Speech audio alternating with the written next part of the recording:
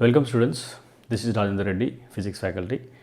Today we are going to discuss electrostatics, basics of electrostatics, especially how to apply Coulomb's law between multiple charges. Like there will be system of charges, so it's like charge 1 to charge n, okay. There may be 4 charges or 5 charges or more than that, okay.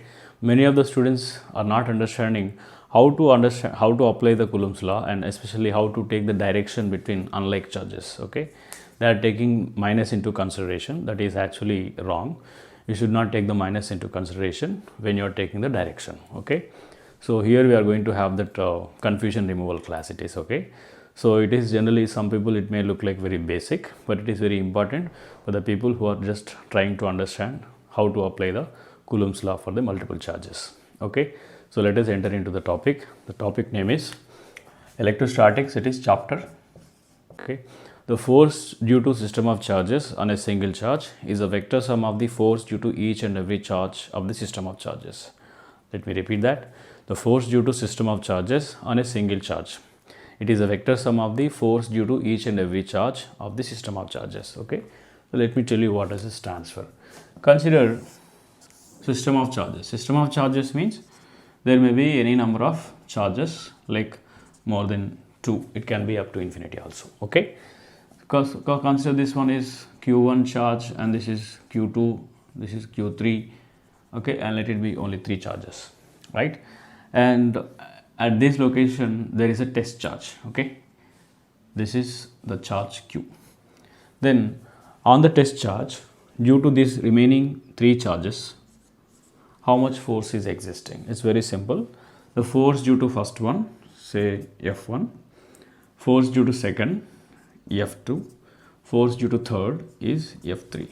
You should take sum of all these forces, and whenever you are adding forces, you should remember you are adding vectors, and you should add according to vectors law of addition, that is parallelogram law, okay. And parallelogram law generally discussed in the scalars and vectors chapter. Its statement is very simple. The formula also simple statement it is. So this is the net force acting on the charge, okay. And here the students will get confused. On this Q, the force due to Q1 will be in which direction, okay. Remember, like charges will be repelling each other, unlike charges will be attracting each other, okay.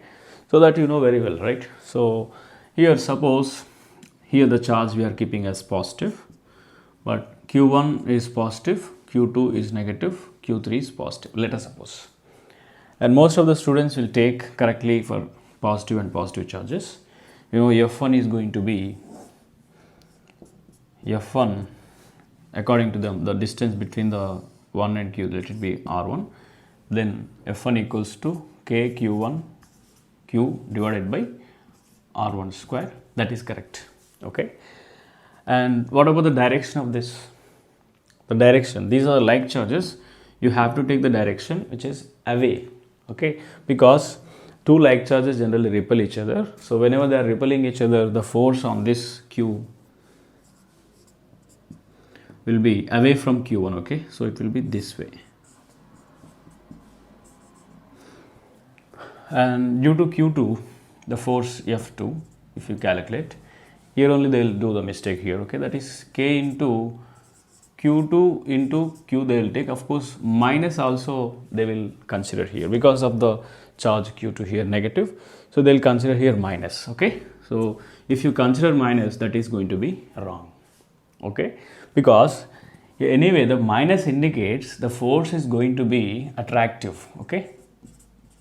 The distance between Q and R, Q and Q2 is going to be R2. This is R2, okay. So everything is correct except this minus, okay. The minus indicates it is attractive. If this is attracting the small q, then you have to represent the arrow, that's it. This arrow you have to have represented, then minus is not required here, understand. So without minus you should take, that is going to be correct. I hope you got the clarity, okay. Now F3, it will be similar because they are like charges, okay. So it is K Q3 into Q divided by R3 square, because the distance between Q3 and Q, let us take as R3, and they are like charges, it should be repelling, so you should be taking this way. This is going to be F3. Now if you draw the free body diagram of this one separately, that is going to be, you know, F1, F2, F3, right? So here what the mistake the students are doing, actually they will take minus here. You should not consider the minus. Okay, in formula minus you should not substitute.